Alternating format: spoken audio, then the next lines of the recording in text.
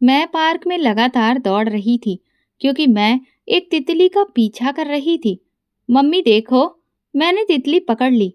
मैं खुशी से चिल्लाई, मगर मेरी मम्मी ने कोई जवाब नहीं दिया। मैंने पलटकर देखा, वो वहीं पर खड़ी थी, मगर उनकी आंखों में वो चमक नहीं थी जो हमेशा मुझे इस तरह से खुश देखकर आती थी।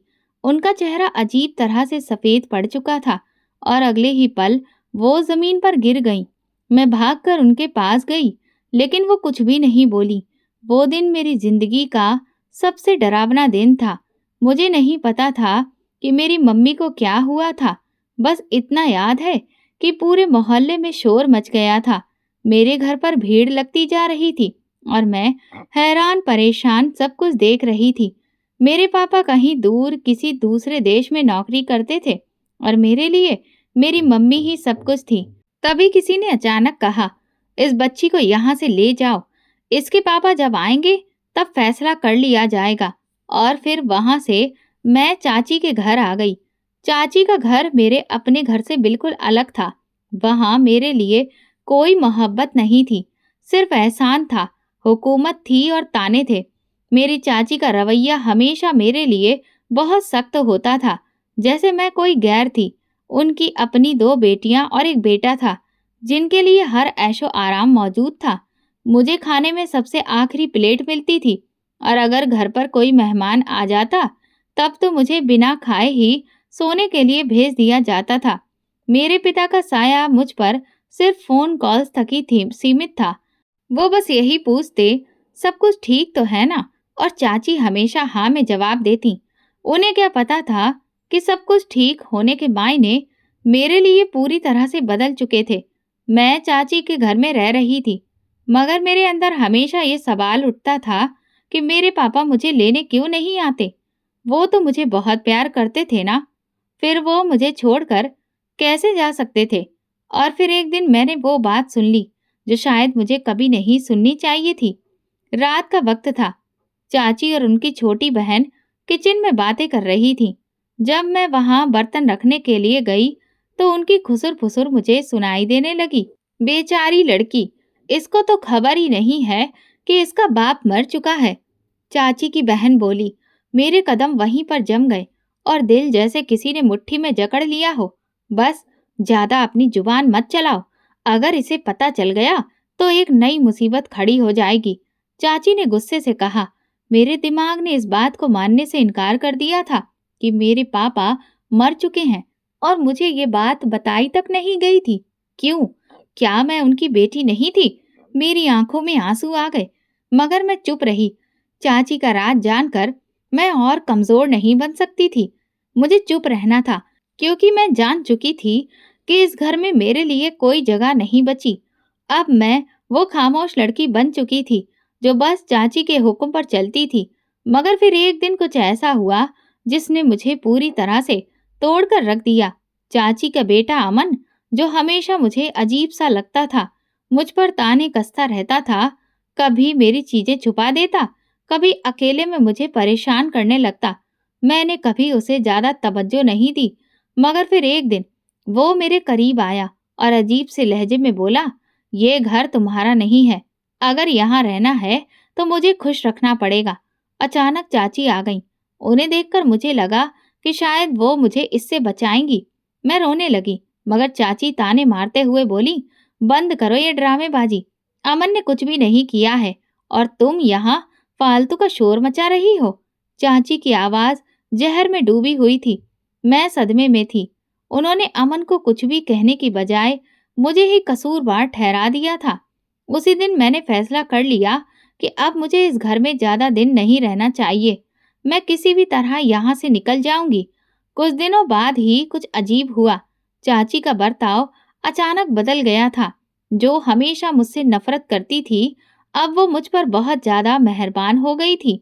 वो अपनी बेटियों से ज्यादा मुझे अहमियत देने लगी। मुझे अच्छे कपड़े दिए जाने लगे, खाना भी अच्छा खासा मिलने लगा। मगर मैं जानती थी कि कुछ तो ऐसा था जो गलत था। फिर एक दिन चाची ने मुझे अपने कमरे में बुलाया। उनके चेहरे पर एक अजीब सी खुशी थी जिसे मैं समझ नहीं पाई। मुझे उलझन में देखकर चाची बोली, इधर आओ। क्या तुम जानती हो कि मैंने तुम्हें यहाँ किस लिए बुला रही हूँ? मैंने नासमझी से उनकी तरफ देखा और कहा, नहीं चाची, मैं नहीं जानती। चाची बड़े ही जोश भरे लहजे में बोली, अरे बधाई हो, तेरा रिश्ता तय हो गया है। ये सुनकर मैं हैरान रह गई। रिश्ता?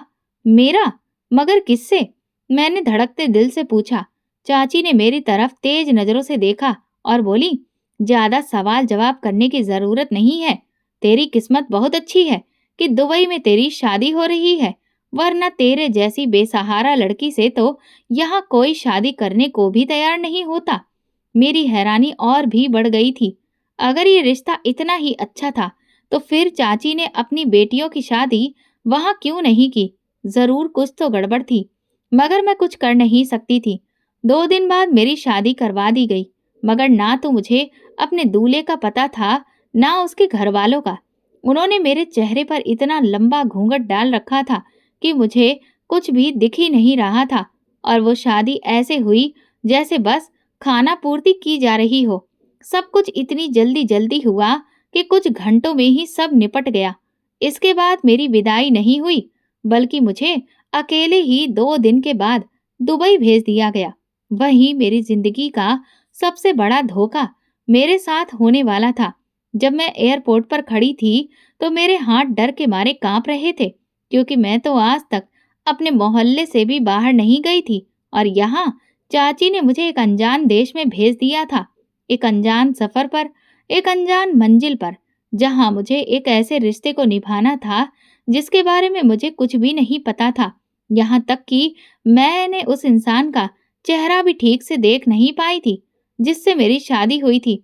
जिस वक्त मैं घर से निकल रही थी, उस वक्त चाची के चेहरे पर एक लंबी मुस्कुराहट थी, जैसे वो अपनी जीत की खुशी मना रही हो।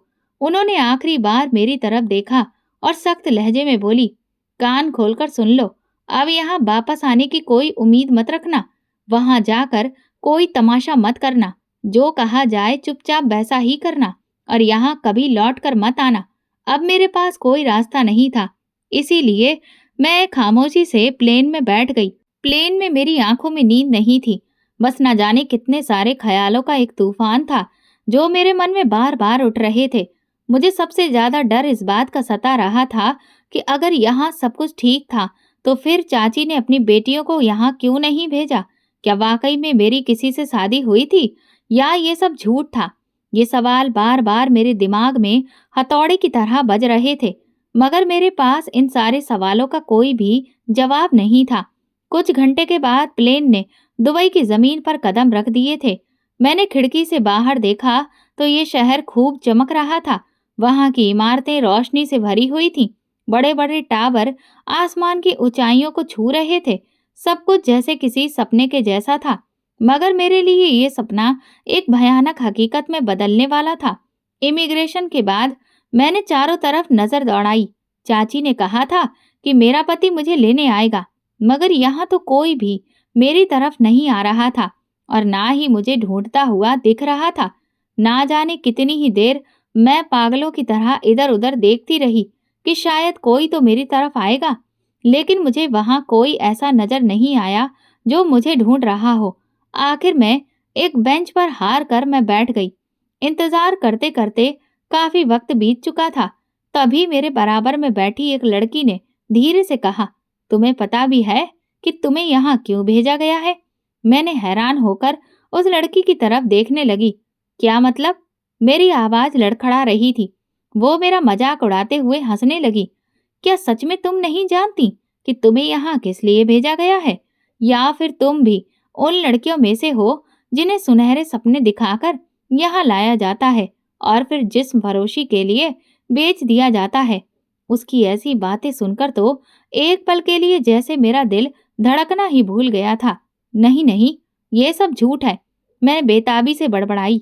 वो कहने लगी, अगर यकीन नहीं आता तो अपने पति को फोन करके देख लो, अगर तुम्हारा कोई पति हो तो।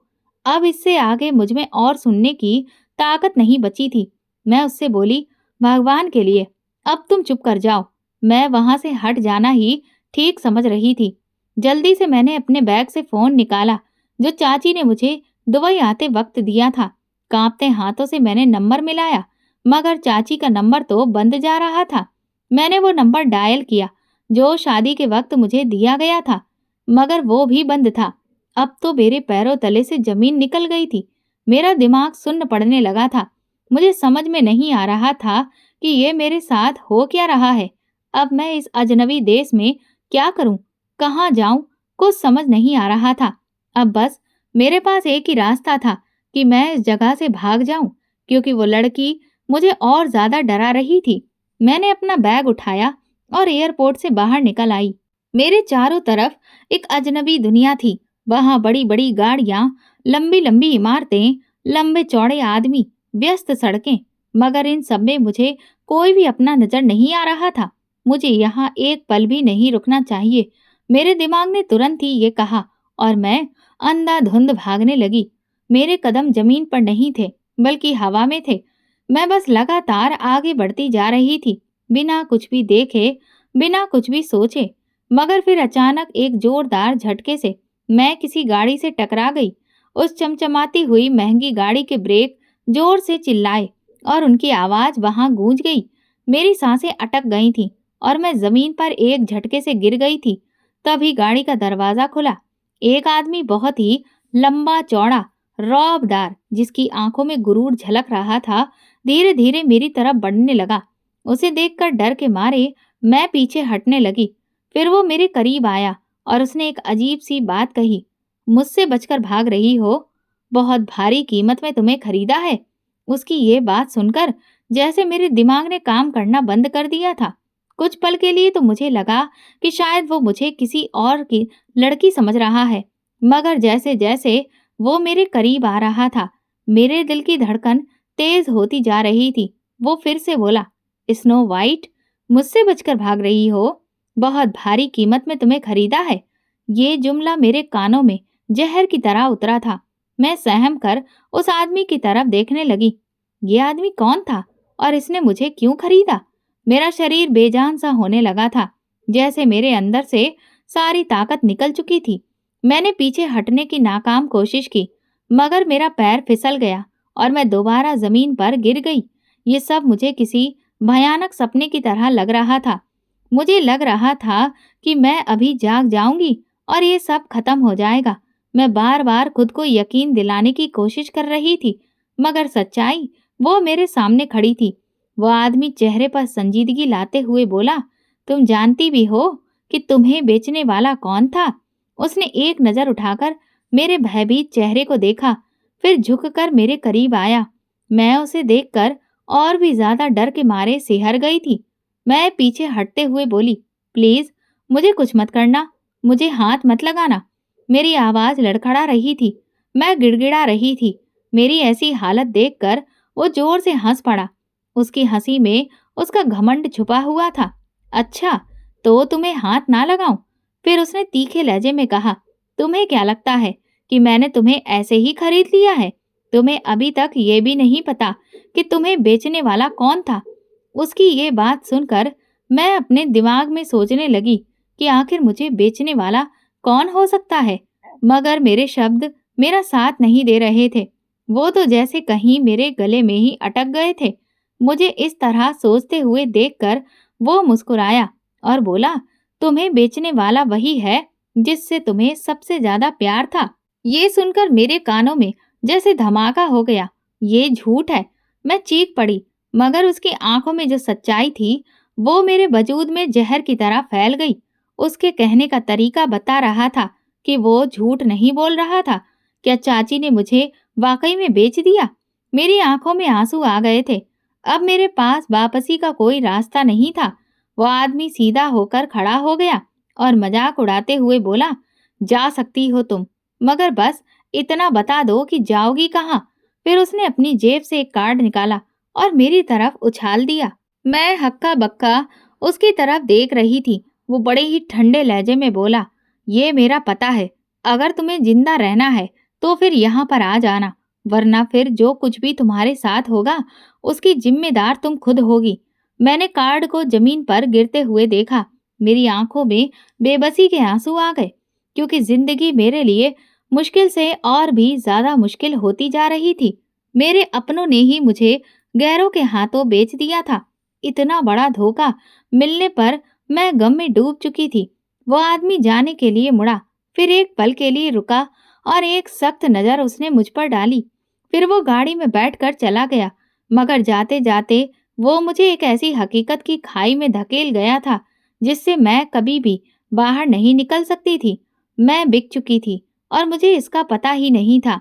मुझे नहीं पता था कि अब मेरे साथ आगे क्या होने वाला है और जिंदगी मेरे साथ क्या खेल खेलने वाली है। मेरी नजरें अभी भी उसी कार्ड पर जमी हुई थी जो जमीन पर पड़ा था। उस पर सुनहरे शब्दों में एक नाम लिखा था, सिद्धार्थ सिंघानिया। यह आदमी कौन था और उसने मुझे किस लिए खरीदा था? अचानक ही मेरे हाथ खुद ब खुद उस कार्ड की तरफ बढ़ गए, लेकिन फिर मैंने खुद को रोक लिया। मैं उस आदमी के पास कैसे जा सकती हूँ? वो तो मुझसे खुद ही कह चुका है कि उसने मुझे खरीदा है। मेरे कदम बेमन से चलने लगे। दुबई की रोशन सड़कें, खूबसूरत इमारतें और आसपास गुजरते लोगों के बीच सब कुछ मेरी नजरों के सामने धुंधला रहा था। मुझे यहाँ नहीं रहना है। मैं वापस चली जाऊंगी, लेकिन कहाँ और किसके पास? अचानक चाची का चेहरा मेरे जहन में आया तो मेरे पूरे शरीर में गुस्से और खौफ की एक लहर दौड़ गई। ये सब उन्होंने ही किया था। उन्होंने मुझे बेच दिया था। अगर मैं वापस चली भी जाऊं तो क्या वो मुझे जिंदा छोड़ेंगी? और मेरे पास अब वापसी का किराया कहाँ से आएगा? मेरा पासपोर्ट, मेरा वीजा, कुछ भी तो अब मेरे पास नहीं था। हर सवाल मुझे गहरे अंधेरे में धकेल रहा था। मुझे याद भी नहीं कि मैं कितनी देर अपने होशो हवास खोए हुए बेगानी सी सड़कों पर चलती रही।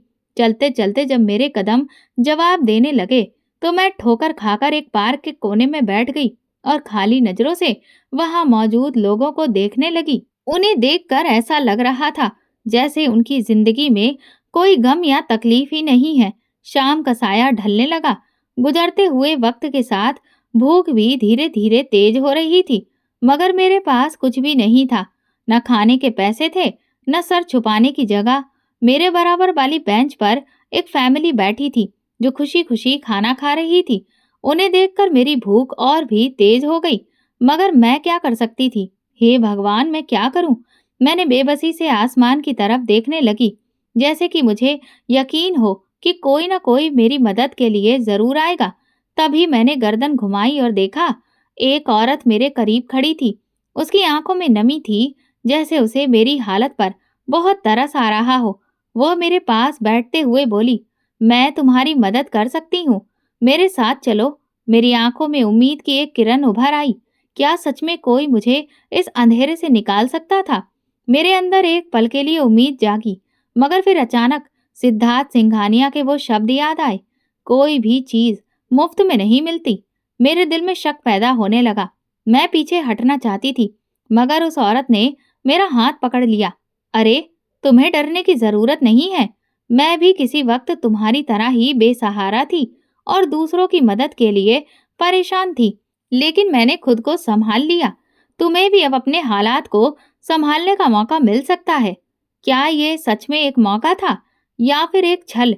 मेरे पास अब ज्यादा सोचने का वक्त नहीं था और ना ही मेरे अंदर भूख से लड़ने की ताकत बची थी।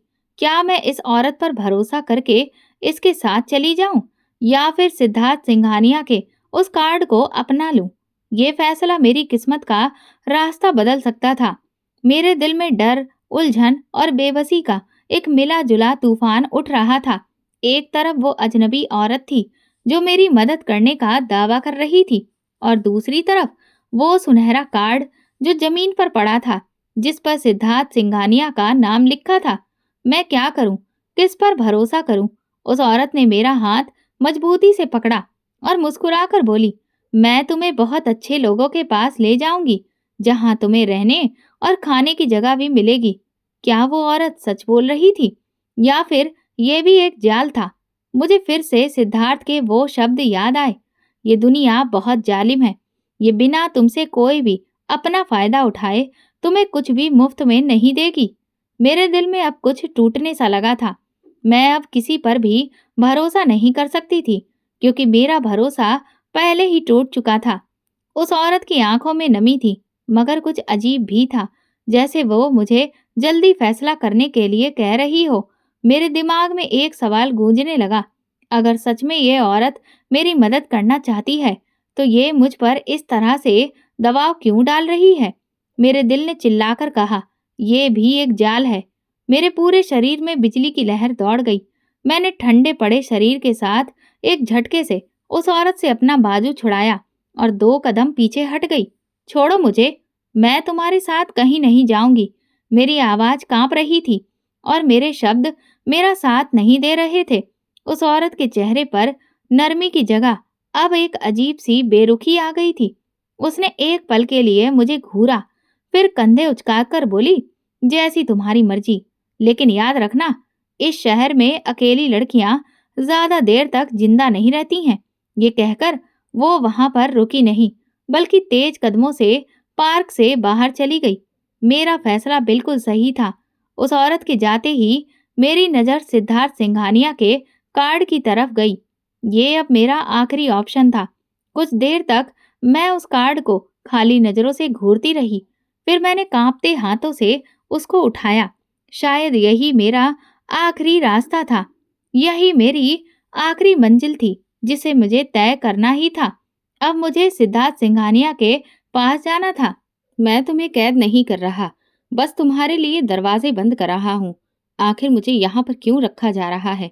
अगर तुमने मुझे खरीदा है, तो इसका मकसद क्या है? मैंने एक बार फिर से डरते हुए उससे पूछा। सिद्धार्थ ने एक गहरी सांस ली, जैसे वो कुछ सोच रहा हो। फिर उसने वही बात कही जिसने मेरे कदमों तले से जमीन खिसका दी। तुम्हें अभी इस बात का एहसास नहीं है, लेकिन तुम मेरी सबसे बड़ी कमजोरी हो। कमजोरी? और वो भी मैं? ये सुनकर मेरा दिमाग सुन्न होने लगा। ये सब मेरे साथ क्या हो रहा है? मैं किसी ऐसे शख्स के लिए कीमती कैसे बन गई, जिसे मैं जानती तक नहीं थी? सिद्धार्थ सिंघानिया की आखिरी बात ने मेरे दिमाग में तूफान खड़ा कर दिया था। तुम मेरी सबसे बड़ी कमजोरी हो। मैं सोच में उलझ गई कि आखिर ये इंसान कह क्या रहा है। मैं इसके लिए क्या मायने रखती हूँ? मेरी सांसें तेज हो गईं। मैंने खुद को संभालते हुए सख्त लहजे में कहा, ये तुम क्या बकवास कर रहे हो? मैं तुम्हारे लिए कुछ भी नहीं हूँ। सिद्धार्थ खामोशी से मेरी तरफ देखता रहा। फिर उसकी आंखों में एक अजीब सी संजीदगी उभरी। धीमे लहजे में वो बोला, तुम्हें सब जानना है तो ठीक है, मैं तुम्हें सच बताता हूँ। सिद्धार्थ ने गिलास में पानी लिया, एक घूंट भरा, फिर मेरी आंखों में झांक कर बोला, ये कोई पहला मौका नहीं है जब हम मिले हैं। क्या तुम्हें याद नहीं है, मैं तुमसे बरसों पहले मिल चुका हूँ। तब भी तुम मेरी जिंदगी में एक भूचाल लेकर आई थी। ये नामुमकिन है, मैंने घबरा कर कहा। सिद्धार्थ ने धीमी मुस्कुराहट के साथ कहा, याद करो, कोई ऐसा वाक्या, कोई ऐसा पल जब किसी ने तुम्हारी मदद की हो, तुम्हारी जिंदगी बचाई हो। मैंने अपने दिमाग पर जोर दिया कि मेरी जिंदगी में ऐसा क्या हुआ था। फिर एक धुंधली सी याद मेरे जहन में उभरने लगी। मुझे कुछ याद नहीं है, मैंने बेचैनी से बोला। सिद्धार्थ मुझे घूरता रहा, जैसे वो कुछ सोच रहा हो। फिर वो धीरे से बोला, पायल, तुम्हारे ऊपर एक कर्ज है। कर्ज? कैसा कर्ज? मैंने चौंक कर पूछा। सिद्धार्थ ने गहरी सांस ली और कमरे की एक खिड़की खोल दी। फिर उसने मेरी तरफ रुख मोड़ा। उसकी आंखों में वही दहशत छलकने लगी थी। क्या तुम जानती हो कि तुम्हें खरीदने वाला मैं नहीं, बल्कि कोई और है? ये सुनकर मुझे एक और झटका लगा था। सिद्धार्थ की बात पर यकीन करना मेरे लिए अब बहुत मुश्किल था। अगर मुझे किसी और ने खरीदा है, तो फिर मैं यहाँ तुम्हारे पास क्या कर रही हूँ? तुमने मुझे क्यों बचाया है? और मैं ये कैसे मान लूं कि तुमने बिना किसी फायदे और लालच के मुझे बचाया है? सिद्धार्थ सिंघानिया बोला, पायल, इस दुनिया में कुछ लोग बहुत कीमती और खास होते हैं। इसीलिए मैंने तुम्हें उन दरिंदों से बचाया है, ताकि तुम्हें इस दुनिया की गंदगी से दूर रख सकूं। मेरी सांसें कुछ पलों के लिए अटक गईं। सिद्धार्थ सिंघानिया, तुम मुझे बचा रहे हो या मुझे कैद कर रहे हो? वो कुछ देर खामोश रहा, फिर उसके होठों पर हल्की मुस्कान उभरी। ये तो अब तुम पर ही निर्भर करता है कि तुम इसे कैसे देखती हो। उसकी बातों ने मुझे और उलझा दिया था। मैंने तुम्हें एक बहुत बड़े खतरे से बचाया है, ताकि तुम्हें इस दुनिया की गंदगी से बचा सकूं। ये कैसा मजाक है? मैंने खुद से सवाल किया, क्या मैं सच में किसी खतरे में थी या ये सब सिद्धार्थ की अपनी सोच थी? मैंने खुद को संभालते हुए गहरी सांस ली और सख्त लहजे में बोली, अगर तुम सच में मुझे बचाना चाहते हो तो फिर मुझे जाने दो। सिद्धार्थ ने एक नज़र मेरी तरफ डाली और फिर धीरे से बोला, क्या तुम जाना चाहती हो? मैंने फौरन कहा, हाँ। सिद्धार्थ बोला, मैं तुम्हें जाने से नहीं रोकूंगा, मगर इतना बता दो कि तुम जाओगी कहाँ? ये सवाल मेरे दिल पर किसी तीर की तरह लगा था, क्योंकि उसके सवाल का मेरे पास कोई जवाब नहीं था। मेरे पास तो कोई जगह ही नहीं थी, मैं भला कहाँ जा सकती थी? सिद्धार्थ जैसे मेरे अंदर की कश्मकश को भांप चुका था। वो मुस्कुराकर बोला, यही तो फर्क है, तुम अभी तक ये समझ ही नहीं पाई कि तुम्हें किस चीज से बचाने के लिए मैंने ये सब किया है। मैं खुद को मजबूत करते हुए बोली, क्या मतलब है तुम्हारा? तुम कहना क्या चाहते हो? क्या मुझे अभी भी कोई खतरा है? सिद्धार्थ ने गहरी सांस ली और बोला, ये तुम्हारी चाची। चाची? तुम्हें इनके बारे में क्या पता है? मैं चौंक गई। चाची? वो तो मेरे पापा के रिश्तेदार है ना? उन्होंने ही तो मेरी परवरिश की है जब मेरे माँ बाप का देहांत हुआ था। सिद्धार्थ टेढ़ी मुस्कान के साथ खड़ा हुआ और सिर हिलाया। क्या सच में ऐसा है? फिर उसने गहरी नजर से मेरी तरफ देखा और बोला, तो फिर वो लोग जिन्होंने तुम्हें बेच दिया? ये सुनकर मेरे दिल की धड़कन रुकने लगी। तुम्हें लगता है कि वो तुम्हारे खून के रिश्ते हैं? बिल्कुल नहीं, वो तुम्हारे अपने नहीं हैं। और अगर मैं ना होता तो आज तुम कहाँ होती, इसका तुम्हें अंदाजा भी नहीं है। क्या मतलब है तुम्हारा? मैंने तेज आवाज में पूछा। सिद्धार्थ मेरे पास आया, उसकी नजरें मेरी आंखों में जम गईं। क्या तुमने कभी सोचा कि उन्होंने तुम्हें किसी आम इंसान को क्यों नहीं बेचा?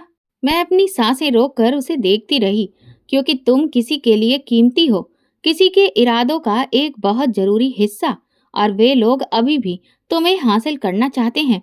सिद्धार्थ ने एक कागज मेरी तरफ बढ़ाया। मैंने कांपते हाथों से उसे खोला। ये एक ईमेल था।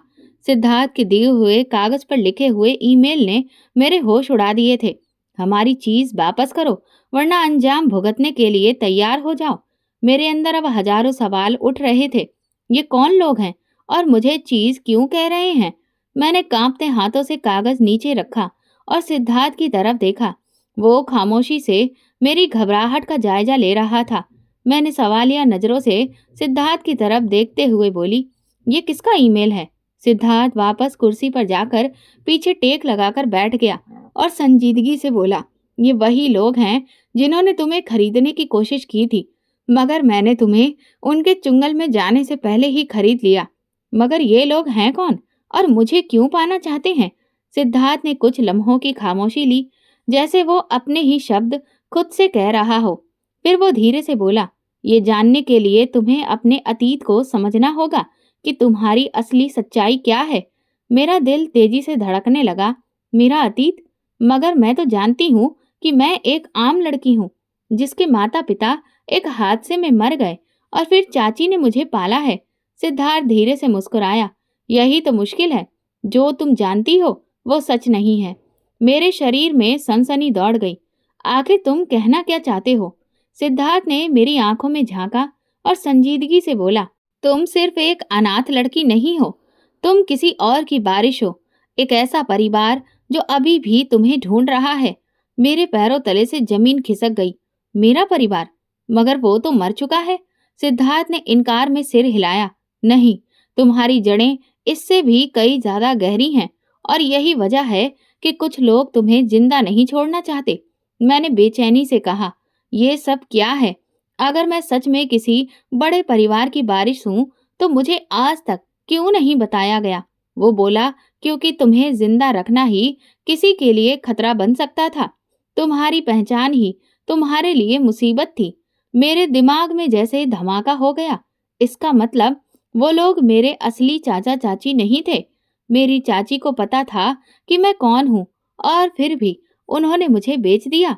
सिद्धार्थ ने हाँ में सिर हिलाया, क्योंकि वे नहीं चाहते थे कि तुम्हें तुम्हारा हक मिले। तुम मलिक परिवार की आखिरी निशानी हो। सिद्धार्थ सिंघानिया के अल्फाज मेरे कानों में गूंज रहे थे, मगर मैं उन पर यकीन नहीं कर पा रही थी। ये मजाक है ना? मैं एक आम लड़की हूँ, मेरी परवरिश एक मामूली से परिवार में हुई है। मैं कोई मलिक परिवार की वारिस नहीं हूँ। सिद्धार्थ की आंखों में अजीब सी संजीदगी थी। वो कुर्सी से उठा और मेरे करीब आकर बोला, तुम्हारे माँ बाप वे लोग नहीं थे जिन्हें तुम जानती थी, बल्कि वे मलिक परिवार के वारिस थे जिन्हें एक बड़ी साजिश के तहत रास्ते से हटा दिया गया। ये सुनकर मेरी सांसें रुकने लगीं। मलिक परिवार? मैंने तो कभी इसके बारे में नहीं सुना। मेरे अंदर मेरे अतीत की सच्चाई जानने की हिम्मत ही नहीं थी। सिद्धार्थ बोला, तुम उस वक्त बहुत छोटी थी जब तुम्हें तुम्हारे माँ बाप से अलग कर दिया गया था। तुम्हारे पिता आखिरी दिन तक तुम्हारे लिए तड़पते रहे। तुम नहीं जानती कि मैंने तुम्हें कहाँ कहाँ नहीं ढूंढा, मगर जब तक मैं तुम्हें तलाश करता, तुम्हें बहुत दूर यानी यहाँ से दुबई भेज दिया गया। मेरी आंखें ये सुनकर हैरत से फैल गईं। क्या ये वही शख्स है जिसके बारे में मैं खुद कुछ भी नहीं जानती और वो मेरे बारे में इतना सब कुछ जानता है? मैं अभी भी यकीन नहीं कर पा रही थी और उलझन का शिकार होकर बैठी थी। मुझे लग रहा था कि सिद्धार्थ सिंघानिया शायद मेरी सोच से कहीं ज्यादा खतरनाक और नाकाबिले यकीन है। लेकिन एक सवाल अभी भी मेरे जहन में बार बार उठ रहा था। सिद्धार्थ सिंघानिया मुझे बार बार स्नो वाइट क्यों कह रहा था और वो मेरे लिए इतना परेशान क्यों था? जब मेरी जिंदगी का फैसला हो रहा था, तुम मुझे इतना क्यों बचा रहे हो? सिद्धार्थ, तुम्हारी नजर में मेरी अहमियत ही क्या है? इस बार सिद्धार्थ के चेहरे पर मुस्कुराहट नहीं थी। उसकी आंखों में एक गहरी संजीदगी थी जिसे मैंने शिद्दत से महसूस किया। वो कुर्सी से उठा और खिड़की के करीब जाकर खड़ा हो गया। तुम्हें याद है पायल, जब तुम बहुत छोटी थी, शायद 7 या 8 साल की? मेरे दिमाग पर जोर पड़ने लगा। क्या मतलब? सिद्धार्थ ने गहरी सांस ली और पलटकर मेरी तरफ देखा। तुम्हें याद नहीं होगा, लेकिन मैं तुम्हें बहुत पहले से जानता हूँ। तुम्हारे पिता मेरे पिता के सबसे करीबी दोस्त थे। जब मैं 12 साल का था, एक दिन हमारे घर तुम्हारा परिवार मेहमान बनकर आया था। तुम उस वक्त गार्डन में खेल रही थी और अचानक तुम एक दीवार पर चढ़ गई जहां से गिरने का खतरा था। मैंने तुम्हें नीचे उतरने के लिए हाथ बढ़ाया, मगर तुम जिद कर रही थी कि तुम खुद नीचे आ सकती हो और आखिरकार तुम लड़खड़ा कर गिरने लगी और मैंने आगे बढ़कर तुम्हें संभाल लिया। तब तुमने मुझे देखकर एक नाम रखा था, याद है? मेरी आंखें हैरत से फैल गईं। Bad Prince. ये नाम मेरे जहन में एकदम से आया था। मैं बचपन की धुंधली यादों में खोने लगी। सिद्धार्थ ने सिर झुकाकर मुस्कुराते हुए कहा, हाँ, मैं वही था और तुम वही बच्ची हो जिसे मैंने पहली बार देखा और बचाया था। मेरा दिल जोरों से धड़कने लगा। लेकिन फिर मेरे माँ बाप के साथ क्या हुआ और चाची ने मुझे बेच दिया। तब तुम कहाँ थे? सिद्धार्थ का चेहरा एकदम से सख्त हो गया। जब तुम्हारे माँ बाप पर हमला हुआ, मैं उस वक्त एक मिशन पर था। मुझे वापस आकर सब कुछ पता चला, लेकिन तब तक तुम लापता हो चुकी थी। मैंने तुम्हें ढूंढने की बहुत कोशिश की, मगर मुझे किसी ने भी नहीं बताया कि तुम कहाँ हो। तुम्हारी चाची ने भी सबको यही यकीन दिलवा दिया था कि तुम किसी हादसे में मर चुकी हो। ये बात उन्होंने ना कही और ना किसी को बताई। और फिर मैंने अपनी सारी ताकत, दौलत और वक्त सिर्फ एक चीज पर लगा दी, तुम्हें ढूंढने पर। सालों बाद मुझे तुम्हारा सुराग दुबई में मिला। मुझे पता चला कि तुम्हें बेच दिया गया है और जब तुम एयरपोर्ट पर घबराई हुई खड़ी थी, मैंने तुम्हें अपनी तरफ खींच लिया क्योंकि मैं दोबारा तुम्हें खोना नहीं चाहता था। पायल की आंखों से आंसू बह निकले। तो इसका मतलब तुमने मुझे खरीदा नहीं था, तुमने मुझे बचाया था। सिद्धार्थ ने धीरे से कहा, तुम्हें बचाने के लिए मुझे जो कुछ भी करना पड़ा, मैंने किया। मैंने धीरे से कदम बढ़ाया और सिद्धार्थ के करीब जाकर खड़ी हुई थी। सिद्धार्थ ने मेरी तरफ देखा और धीरे से बोला, ये तुम्हारा फैसला है, लेकिन याद रखो, मैं हमेशा तुम्हारे साथ रहूंगा। जैसे बरसों पहले तुम्हें गिरने से बचाया था, आज भी मैं तुम्हें गिरने नहीं दूंगा। मैं एक पल के लिए रुकी और फिर हल्की मुस्कान के साथ कहा, अगर मेरा बैड प्रिंस मेरे साथ है तो मैं किसी से नहीं डरती। सिद्धार्थ सिंघानिया ने मेरा हाथ थामते हुए कहा, पायल, अब ये हाथ तुम्हारे हाथों से कभी भी जुदा नहीं होगा। मैंने धीरे से अपना हाथ छुड़ाने की कोशिश की, मगर सिद्धार्थ ने अपने हाथों की मजबूती बनाए रखी और मेरा हाथ थामे रखा। मैंने जिंदगी में बहुत कुछ खोया पायल, मगर तुम्हें दोबारा खोने की हिम्मत नहीं है। मेरी आंखों में आंसू आ गए। तो फिर क्यों मुझे यूं धोखे में रखा? सिद्धार्थ ने मुस्कुराते हुए मेरे आंसू पोंछे और कहा, क्योंकि मैं जानना चाहता था कि अगर तुम्हें सब कुछ मालूम ना हो, तब भी क्या तुम मेरे साथ रहना चाहोगी या नहीं? मेरे आंसू बहने लगे।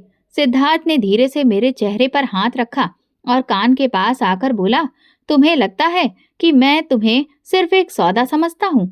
नहीं पायल, तुम मेरी पहली और आखिरी मोहब्बत हो। मेरा दिल तेजी से धड़कने लगा। मैं सिद्धार्थ की आंखों में देख रही थी, जहां न दौलत की चमक थी, न गुरूर, बस मोहब्बत थी। वही मोहब्बत जो शायद बरसों पहले एक नन्ही सी बच्ची ने एक बैड प्रिंस की आंखों में देखी थी। तो फिर आगे क्या? सिद्धार्थ ने धीरे से मुस्कुराते हुए मेरा हाथ अपने दिल पर रखा और बोला, आगे अब तुम्हारी मर्जी है। अगर तुम कहो तो मैं तुम्हें आजाद कर दूं। मैं एक पल के लिए रुकी, फिर धीरे से बोली, अगर मैं तुम्हारे साथ रहना चाहूं तो? सिद्धार्थ की आंखों में चमक उभरी। उसने धीरे से मुझे अपनी तरफ खींचकर मोहब्बत भरी आवाज में कहा, फिर तो मैं तुम्हें कभी नहीं छोड़ूंगा, कभी नहीं स्नो वाइट।